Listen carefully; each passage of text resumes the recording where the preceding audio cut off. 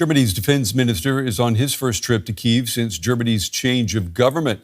Speaking alongside Ukrainian President Volodymyr Zelenskyy, Boris Pistorius said that Germany's military support for Ukraine has already reached 7 billion euros this year. He then pledged another 1.9 billion pending parliamentary approval. Pistorius said Russia's recent increased drone attacks against Ukraine show Moscow is not interested in finding a peaceful resolution to the 3-year war. Our Kyiv correspondent, Nick Connolly, attended that press conference. Welcome, Nick. What else did the German defence minister have to say? Well, I think the kind of standout comment from a Ukrainian perspective was him being asked about Taurus, those German long-range cruise missiles that the Ukrainians have been asking for a long time. And we had sensed that Friedrich Merz, the current chancellor, was a supporter of sending these missiles to Ukraine. He certainly was in opposition.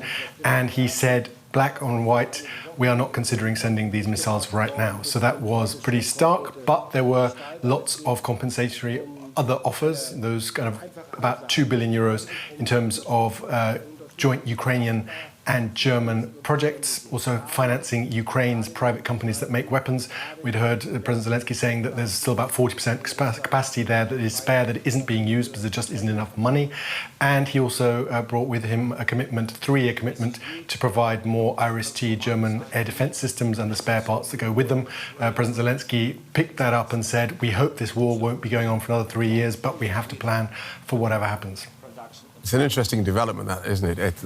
The business end of supplying Ukraine with aid.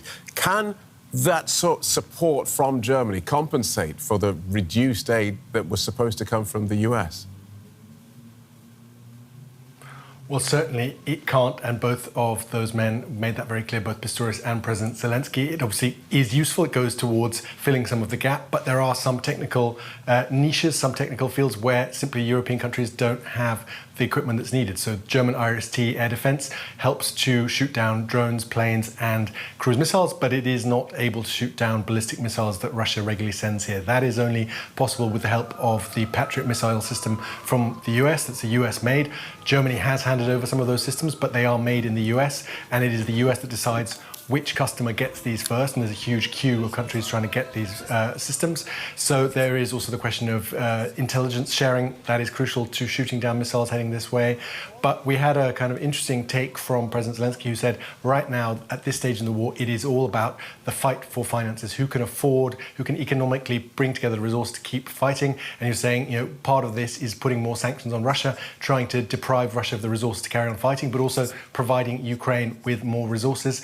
Right now, these sums, they are a lot bigger than what was promised before, but it's still not enough from a Ukrainian perspective. I think we're going to see another push from the Ukrainians to not just freeze, but also confiscate Russia's assets that are held in Europe. That hasn't been done for legal reasons and fear of what it would do to the European banking system. But those are the bigger sums, not just tens of billions of euros, but hundreds of billions of euros. That could really make a difference and allow Ukraine to kind of hold up and to compete with Russia in terms of the money available. OK. And just on the United States' involvement, and you mentioned the need for Patriot systems there. Where is Ukraine in terms of what was promised under the Biden administration? We see that President Trump not that interested. Are the military resources promised under Biden, are they still coming, or has Ukraine now got as much as it's going to get from the US?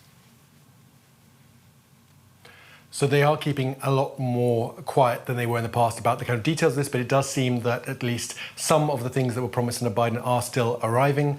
But there was a recent case with some other air defense equipment needed against drones where some of these supplies were sent to the Middle East, to Israel presumably, rather than coming here to Ukraine as had been expected. I think what people here in Ukraine are hoping for is a kind of divorce on good terms. They know that Trump isn't going to send aid. This is going to be, if there's going to be more American equipment, it's going to be all paid for, either with Ukraine's money, Germany's money, or that confiscated Russian money. But they hope that they can still keep that door open, still get the intelligence sharing, and have Trump at least give them priority when they buy things from America, so they're not waiting years for this equipment to actually arrive. Thanks for that, Nick. DW correspondent Nick Connolly in Kyiv. There's a new report from a U.S. think tank that says attrition is weakening Russia's military strength And it predicts that Russia will reach 1 million casualties within weeks. Now, that is more than double Ukraine's estimated losses in the 3 years since Russia launched its full-scale invasion.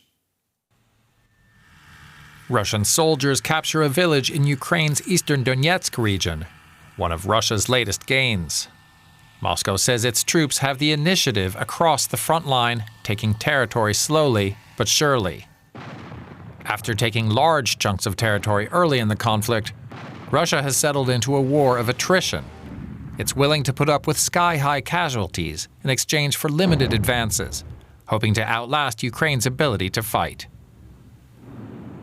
Numbers of casualties are impossible to verify, but a recent study by the US-based Center for Strategic and International Studies estimates Russian casualties at 950,000 so far, including killed and wounded, compared to Ukrainian losses of about 400,000.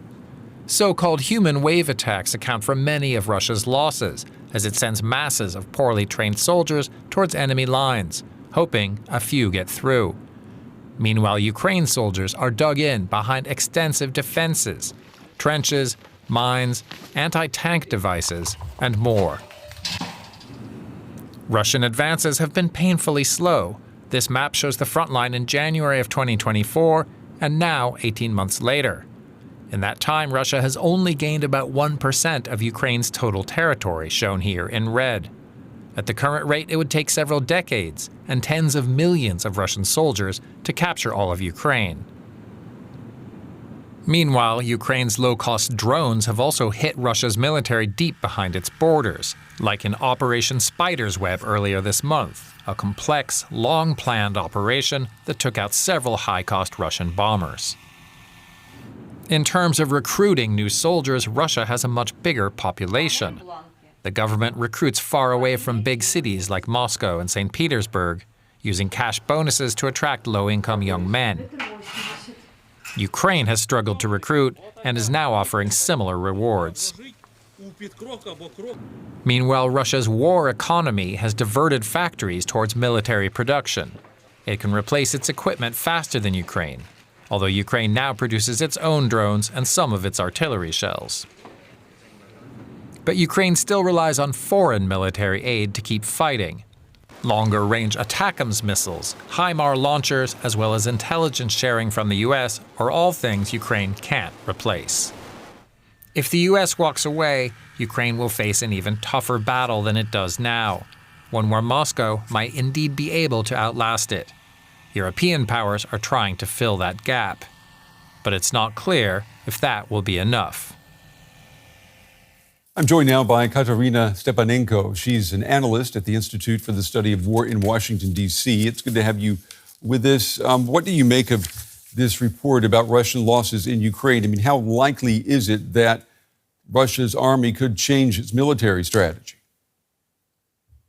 I think that the announcement that the Ukrainian Ministry of Defense put out today of the 1 million losses that Russia has sustained is a tremendous accomplishment of Ukrainian forces. We have seen thousands and thousands of videos of Ukrainian forces increasingly targeting Russian armored vehicles, infantry, personnel on the ground, and so on. So it is possible that these numbers are credible. And several other studies also confirm similar numbers. And how are both countries handling the recruitment of new soldiers? How long can Russia and Ukraine, how long can they continue to replace the losses? Yeah, for Russia, it is a challenge because Russians are trying to not rely on general mobilization. For Putin, he's extremely worried about his people being upset over the war. So he had resorted to almost exclusively relying on volunteer recruitment as well as some coercion that is what we call crypto mobilization. But overall, he's trying not to make this a large-scale general mobilization out of concern for his own regime stability. For Ukrainian forces, Ukraine has done several waves of mobilizations. It had also decreased some of the age limitations. I believe now the most recent change was 25 years old. And then there's also discussions of lowering the conscription age to 18. For Ukraine, there's also an issue that Ukraine needs to continue to recruit volunteers as well. And the issue of investment, where these volunteers need to be paid, obviously. So all in all, I think that for Russia, it is quite interesting how they've been trying to use different methods of recruitment, whether it's recruiting foreigners, going for volunteers, offering high cash compensations, even forming female-led volunteer battalions right now to kind of meet those recruitment quotas. I'll ask you about money while we still have time. Ukraine's European allies are trying to replace the military aid from the United States that could be reduced. Germany's defense minister today pledged another 1.9 billion euros. Do you think that is enough? I mean, I think it's certainly a great development, especially with the commitment that Germany made today for the provision of IRIS-T air defense systems over the next 3 years. Air defense systems continue to be a crucial necessity for Ukraine, especially for the protection of its cities. So that is definitely a welcome development. However, Ukraine will obviously need more because this war is ongoing, and Russia, in terms of missile strikes, is consistently increasing its missile strike campaign against Ukraine on a daily basis. Yeah, you say this war is ongoing. Do you see any point of time in the near future where it would be possible to seriously discuss a negotiated peace deal? I think Russia needs to feel it. For Putin, the war needs to become more expensive and more unmanageable. His society needs to feel the sacrifices that they're making and be not happy with those sacrifices. I don't think we're at that stage.